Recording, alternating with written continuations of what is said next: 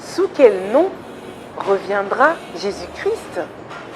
C'est à cette troublante interrogation que va s'atteler à répondre notre troisième numéro d'une date, une histoire, consacré essentiellement à la seconde venue de Jésus-Christ.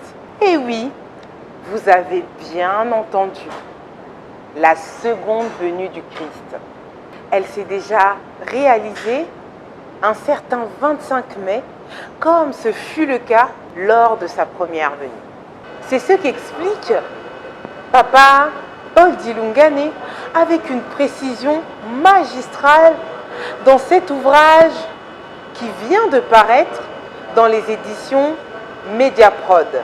Ankamba, en l'an 2001, le 25e jour du mois de mai, date de sa naissance et l'anniversaire de ses 85 ans d'âge, Papa Dialungana Kiangani, deuxième fils de Papa Simo Kimbangu, alors chef spirituel et représentant légal de l'Église de Jésus-Christ sur la terre par son envoyé spécial, Papa Simo Kimbangu, révélait aux Kimbanguistes qui étaient venus lui souhaiter un joyeux anniversaire ceci: « Je suis le Christ ».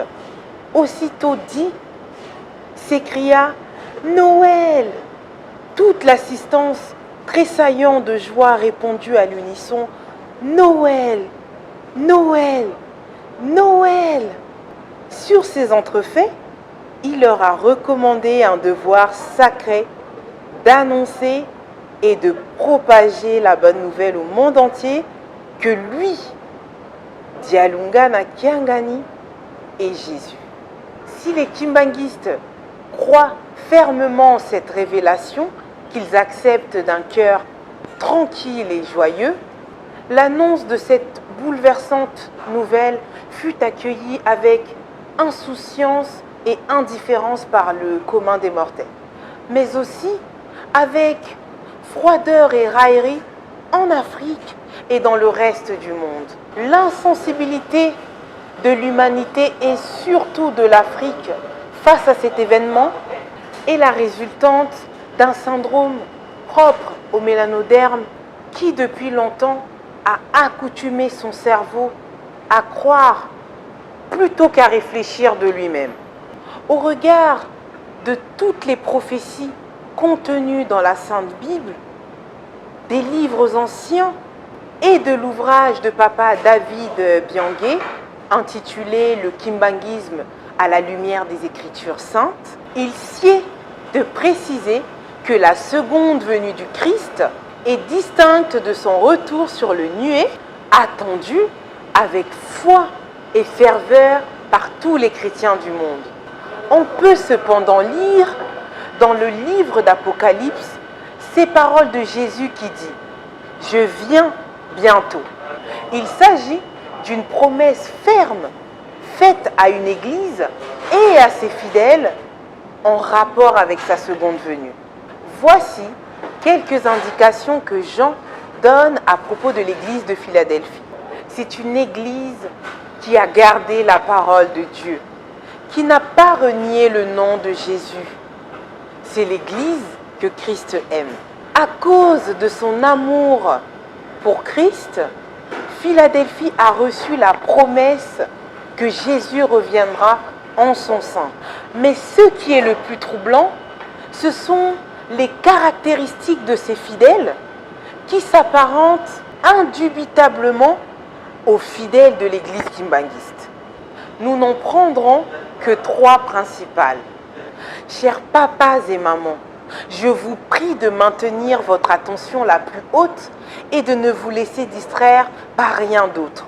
Primo, les scarifications ou bilémo, marquées sur le front de ces fidèles.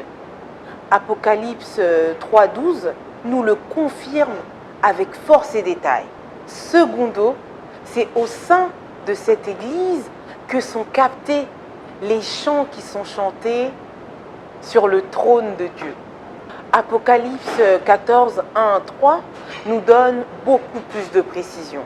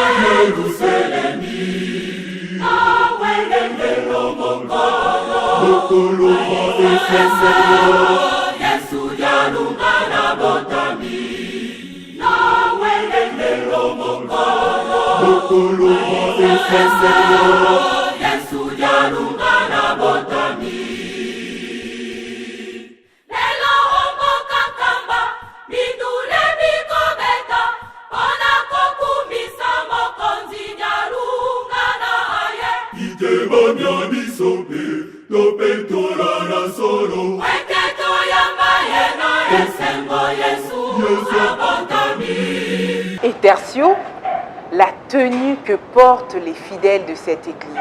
On peut le lire dans Apocalypse 7 à 9.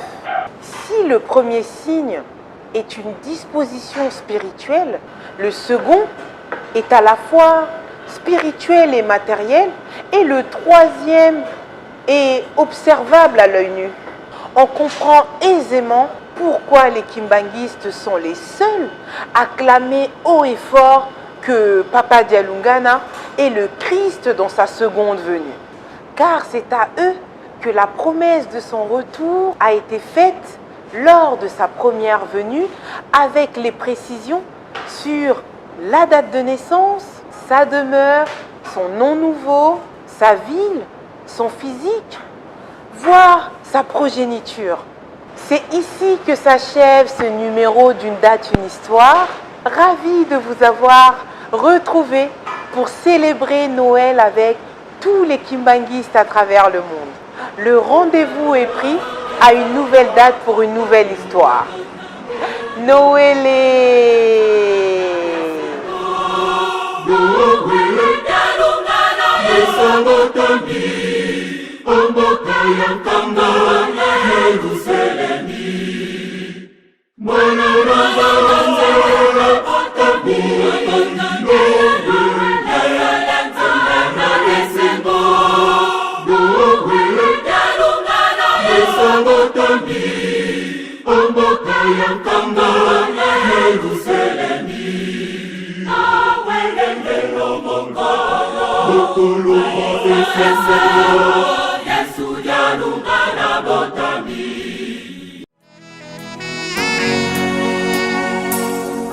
Video